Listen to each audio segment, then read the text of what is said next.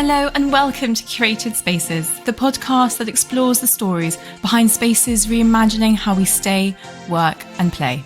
Join me, Molly Cooper, as I sit down with founders, owners and thought leaders to hear about their journey of bringing a space to life. Great spaces shape our lives. They inspire, nurture and connect us. But most importantly, they bring us together to share life's milestones with the people who mean the most to us. So whether you're a traveller, foodie or design seeker, join us as we celebrate the power of spaces and the brilliant people behind them.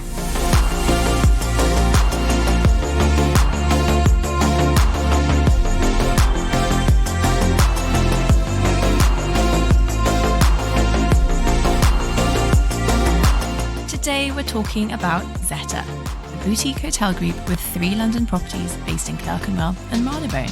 Now, lovers of Scandi chic and minimalism, this may not be the place for you, but if bold colour palettes, taxidermy and cocktail-fueled house parties set your heart racing, there's no better place to live out your Bridgerton fantasies.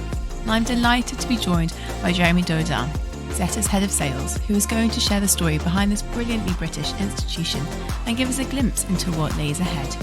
Jeremy, welcome to Curated Spaces. Such a pleasure to have you here today. Hi Molly, welcome to Zetter. Delighted to have you here today on this beautiful day. Gorgeous day. It's a proper bluebird day here in London. Bright blue skies, bit of a breeze, the best weather. Best weather, I agree.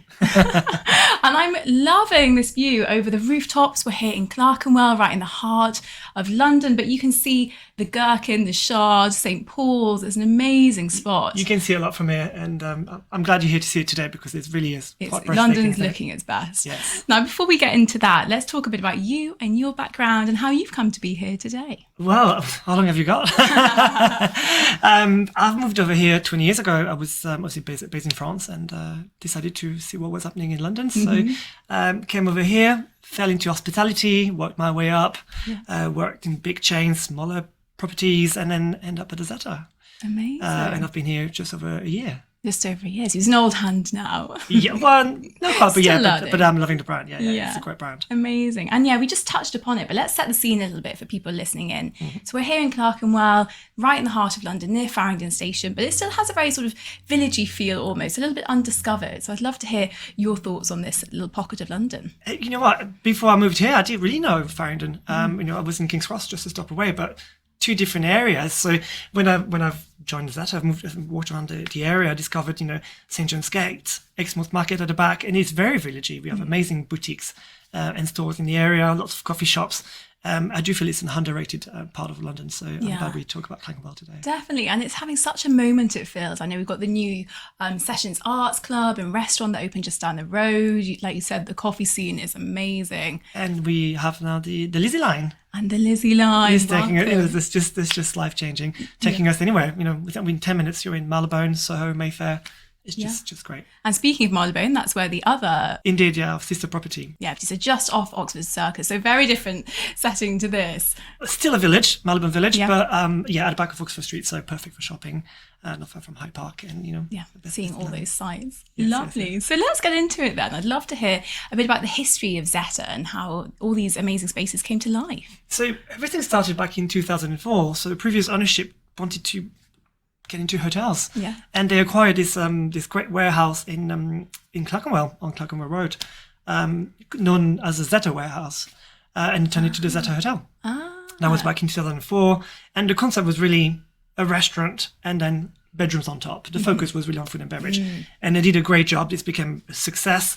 It was extremely busy, and then they decided to bring the concept into a smaller scale, and then bought the townhouse at the back of the hotel, which became the Zetter Townhouse Clerkenwell. It all makes sense now. And then obviously it worked really well. And then in 2015, they bought the one in Marylebone. Best of British story, doing well. It is, yes, absolutely. Ownership has changed, but we're still doing really, really well, and we're expanding. So we're in a great space at the moment. And it's amazing because they are very different spaces. If you look at this one, we walk in, it's lots of clean lines, loads of glass, very modern, airy. And then actually you compare it to the townhouses, which are just this brilliant, mix of taxidermy, like we said, incredible lighting, fires, cocktail bars, these beautiful suites of rooftop bars, which also you have here, I have to say. But what happened with that transition? Were the owners keen to do something completely different, or were they inspired by the new space? Do you know? They just wanted to do something different because, you know, having a townhouse is such a, you know, intimate space. So what do we do with it? And they went crazy, if I can say. It's just, you know, as you said, it's just, you know, very, very heavy on decorations. It's like walking someone's home, basically. And when you walk in, you're like, oh my God, this is amazing. Yeah. There's no check-in desk. So when you check in, you're actually sitting down in a lounge, and you're checking while you're sitting down, drinking a cocktail. So it really is this homey, personalized experience. Yeah, the best way to check in, cocktail in hand. And absolutely, I so get that. You walk in and it feels a bit like you've gone to your, you know, exotic aunt's crazy house for Christmas and all of that. And I love it. It's a very warm welcome. It's very cozy. It doesn't feel like a hotel at all. No, that's exactly the narrative. You know, it's like someone's, like a relative's home. Yeah. And that's why you feel home and comfortable, and you want to stay. Absolutely. So yeah, I'd love to hear a bit about bringing that vision to life, because it is such a mix of all these incredible old fittings, some antiques, some secondhand things. And I know that your guys went to like a lot of trouble of like finding these amazing bits and putting them around the hotel. So it all feels completely organic, but I know a lot of time and effort went into finding. You're right. And guests don't see it, but I know there's a lot of effort I've been put into it. Our head of maintenance, David, who's been here for 10 years, is a well of knowledge, and just told me so many great stories. So I know we went to auctions to buy some lots. In Marylebone, some of the furnitures are coming from old churches and old schools, so a bit more masculine, whereas in Clerkenwell it's a bit more feminine. And the colour scheme is also slightly different. It's a lot of red in Marylebone, where it's more pink on this side of the city. That's so true. Actually, now you say that, I really can see that difference. Yeah, it's really subtly done, but you have very much a gentleman's bachelor pad almost, and then like a slightly more feminine space. That's really cool. Indeed, yes. And we're all about upcycling. Yeah. Because I mean, we don't want to create anything else. So what we do is we go and buy lots and use what we can, and then when it's broken, then we go and buy new lots. But yeah, it's which means that we have this mix and match feel to it. So every room is unique, because you have a 4-poster bed and a chair that's a different era, but it just works. That's so special. And it's just, I love the idea of giving all these bits of old furniture and decorations that have been abandoned and giving them a brand new lease of life in this incredible space. It's a second chance. Yeah. It's a great we try to be green nowadays. Sustainability is everywhere, so we try our best.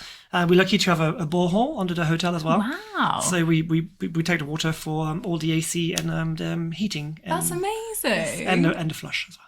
Oh, so handy. I love that little self-sufficient townhouse. That's incredible. We have to do our bits, otherwise, we've all got to do our bit. We have to. Absolutely. So let's talk about Clerkenwell, because I know there's a piece of history literally within these walls. Can you tell me about that? Well, as I said before, Clerkenwell is underrated. There's a lot of history in this area, and we're fortunate to have actually a piece of the wall, on the basement of the Clerkenwell Hotel, that used to be part of the St. John's Priory.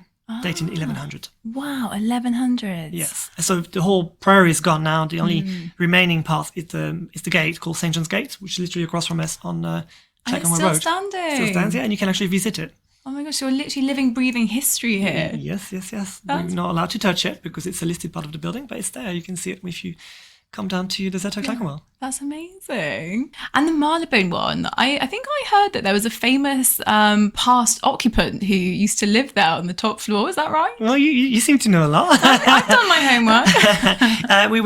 We had Edward Lear, an English author that used to live in the building prior to being turned into a hotel. Amazing. I don't know if you know some of his work, but he wrote the tale of the Owl and the Pussycat. I do know the Owl and the Pussycat. I mean, what child doesn't here in the UK? So now what we did is we took his name, and then the loft, which is the top room at the Marylebone, is now called the Lear's Loft. Oh, Lear's Loft. So you can now come and stay in the birthplace of the Owl and the Pussycat. There we go.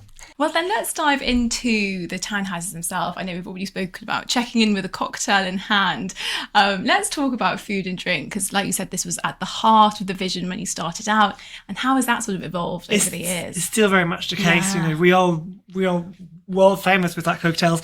We're very fortunate to have a great team, and the team is passionate about cocktails, and we give them the tools to experiment. So we have labs in our townhouses. Cool. So it's on the lower ground floor. It's all, we're not allowed to go in, and they just go in there and just create stuff. They experiment with smoke and layering and other terms that just That's incredible. Yeah, it's a barista's dream come true. That but then I get to sit down in the lounge and try it. So very, very, very fortunate. A Jeremy dream come true. Yeah, absolutely. I love my job. And they're very, very talented and creative. They come up with amazing cocktails. I mean, we have one at the moment with truffle in it, and you wouldn't think it works, but actually, it's just when you have the right balance. It's perfect. I can imagine, like with a little bit of cheese on the side or something. We do amazing cheese and food. All the food that we do here is just to complement the cocktails. So we don't do big dishes. It's more like sharing plates, etc. Small plates just to go along with the cocktails. Yeah, but I feel like that lines so well with another big part of your ethos, which is the parties, which is the live music, people having weddings here and all of that. So I think that food really ties in. I'd love to hear a bit about how people come and use this space and what goes on in the townhouses. Well, we have a mix of guests. Obviously we have our corporate guests. Being in London, we do have guests coming in on a Monday and leaving on a Thursday. But we also do, as you said, a lot of weddings. Being a small intimate venue, it's just perfect. You can do a full exclusive hire, get your house for the weekend, and that works really, really well. And then we also have locals that come for drinks after work, and the live music on Wednesdays and Thursdays. We have our resident artists that come here every week, and it's just great. It gives a really great vibe in the lounge. I can so imagine, because like we said, we're so central. There's so many people who work around here who will wander past on their way to the tube, and actually it's a very appealing site, like a very subtle front door. I can imagine like the music coming through. There's a bar inside that does very good cocktails. It must be very easy to slip in. Do you have a lot of people just popping as is it? Can we come in? Is it open for everyone? So of course we're not a members club. We're open to anyone, which I love. It's so accessible and so welcoming, which you definitely feel when you come into the space. Inclusivity again. Absolutely. And that music then do you have recurring people, or do you sort of change your music scene up? We've been using the same artists for a little while now because they know us, they know our crowd as well. So we love what they do. So at the moment we have Michael in Marylebone, and then we have Hetty in Clerkenwell. And what kind of music are they playing? It's all chilled, loungy music. It could be also pop music, but not turn into a loungy vibe really. So it's just perfect with a cocktail. Really especially these autumn days. Do you start to come a bit earlier? It's such a cozy, warm space. And we have real fireplaces in our lounge. Do you? Yes, we do. So just picture yourself sitting down next to the fireplace, afternoon tea, and some lovely jazz music in the background. It's perfect. Oh, doesn't get better than that, does it? Well, then you can also check in, and then you have the whole. It's your townhouse. One too many downstairs. Slither up in the lift and fall straight into bed. Exactly. There's one thing I really would like to talk about, which is, of course, in some of your suites and your rooms, is the rooftop bath. So you get into your room, you step out onto a little terrace, and there, with the beautiful, sometimes blue sky over you, and a gorgeous big freestanding bath to just, fill up, tuck in, and look at the stars or the clouds or whatever takes your fancy.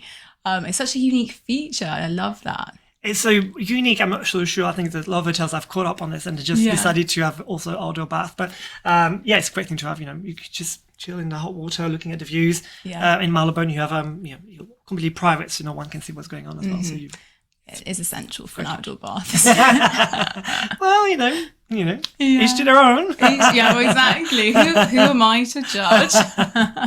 And let's talk about the team here, because every time I come into these hotels, you're so warmly welcome, like such a good bunch of people. Do you find people come and stay here for a while? How long do people stay here? We have a great team. We're small but mighty. And I think because the brand, if you relate to the brand and you want to stay, and Zetter is just such an open brand, be yourself. And so obviously it's just great to be here. So that makes the staff happy, which makes our clients happy. Exactly. And you can really tell a difference. You can't force that or fake that. It's nothing scripted. You cannot do that. Yeah. It's just this authentic warmth as soon as you come in. Exactly. Which I love. And I think that probably comes back to there being no check-in desk. I love that it does feel so open and welcoming, and there's no sign here, put your credit card details in here. It's just welcome, would you like a drink? Well, there is an element of that, but it's done in a more natural and informal way. Yeah. Okay, well, I'd love to hear your thoughts on the properties, and if you've got a favourite spot. I know the busy life of a hotelier can be quite hectic. Are there any favourite spots of yours to sneak away to and find a bit of quiet in the properties? I usually go and hide at Zetter Clerkenwell. We have this beautiful apartment on the first floor, and when it's not, let to a client, it's the best place to hide. It's a huge space, big dining room. It's a great space to do some work. Yeah. It's quiet. It's got huge windows. It's ideal. Yeah, I think we popped in there, didn't we? And you're right, the ceilings are just so high. It's really light and airy.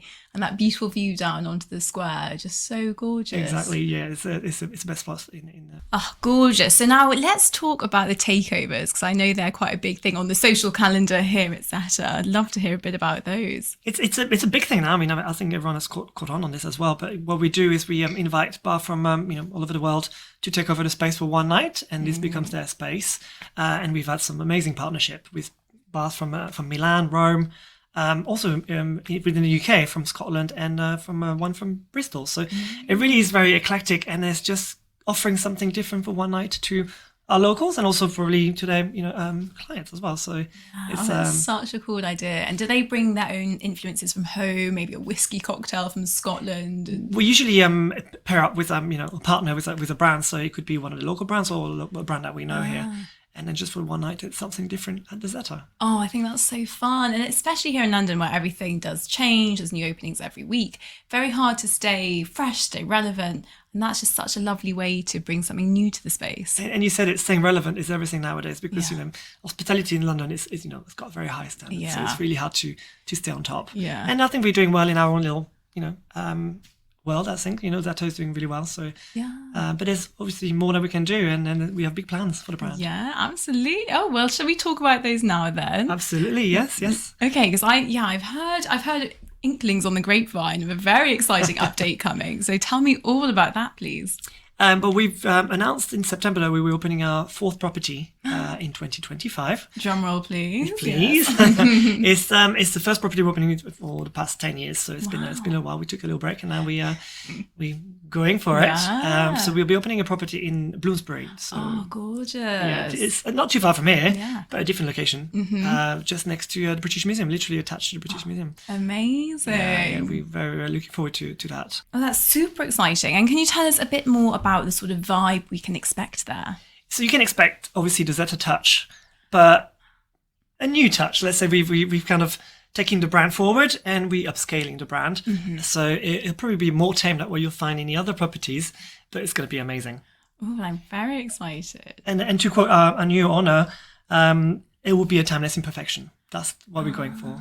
Oh, I love that. So we're going to have the same Zetter warmth and attention to detail, but this new, fresh outlook. Absolutely. So no check-in desk again. There'll be an orangery where we'll do afternoon tea, and we'll have this huge garden for up to 200 people. Wow. So we're thinking outdoor weddings, yes. Oh my gosh, gorgeous. In Bloomsbury. Right. How have you managed that? Crikey. Oh, we're fortunate to snap this amazing opportunity, and then that's so exciting. And has this been in the pipeline for a while, or has it just? It's been a pipeline for a while, but it became concrete in earlier this year, so now we can go out and talk about it. I love it. You're going to shout about it from the rooftops. And are you going to be personally involved in bringing it to life, or how hands-on are you going to be? It's a teamwork, but we all be involved at some point. It's still early, it's a building. It's a building site at the moment, but as things will move, closer to opening date, yes, there'll be a lot to do. And opening hotels, pre-opening, a lot of work. I've heard scary things, but exciting things. Exciting, but very, very demanding. But we all up to the challenge. So yeah, it will become your baby. It'll become the flagship of the brand. So yes, we're looking forward to it. Oh, it's very exciting. And I bet there's one thing you guys can do well. That's a launch party. Yeah, well, probably launch parties. I don't want to rub it in, but yeah. I think that says it all. Very exciting. I can't wait to come and see it. Well, you'll be on the guest list. Oh, excellent. Now, before we go, I do have to ask you 3 questions, which are, of course, your dream spaces. Imagine money is of no object. You've won the lottery, cash that check, and just let me know what comes to mind for you. So number 1 is the space you're going to run away to detox and get away from it all. So I'm thinking Greece, Ireland, so not mainland, and a small boutique hotel, quiet in the middle of the nature, facing the sea, and just relaxing, and beautiful, amazing local food, and lots of sun. Gorgeous sunsets. Yes. Oh, sounds heaven. Love it. Okay, this one's slightly different. Your ultimate birthday party. Where are you hosting it? It has to be a rooftop. I think a rooftop with views. Could it be New York? I think New York is amazing. It's amazing. Yeah. I think a rooftop in New York with all my friends. That would be... No one said New York yet, so I think you snagged a good one there. Good. I mean, now I've been many times, and I think, New York is definitely the place to be. Yeah, I think that's a great one. Yeah, I'm amazed no one said that. It's such an obvious answer. Oh, that's lovely. Fancy, exactly. Taken. And then finally, your once-in-a-lifetime bucket list trip. Where are you going, and are you staying anywhere special? So it'll be a road trip across the US, but not on the main roads. I want to discover, hidden corners. Exactly, and there's plenty in the US, I've got no doubt. Yeah. And try to stay at roadside motels. Why not? Love it. It'll be a different experience from the Zetter, but why not? Check in like they do in the movies. I love that. Yes. So that's if money was an object. Yes, here's to winning the lottery. Well, it's been such a pleasure, Jeremy. Thank you so much for coming on and sharing the story behind these amazing spaces. Thank you, Molly. Thanks for being here.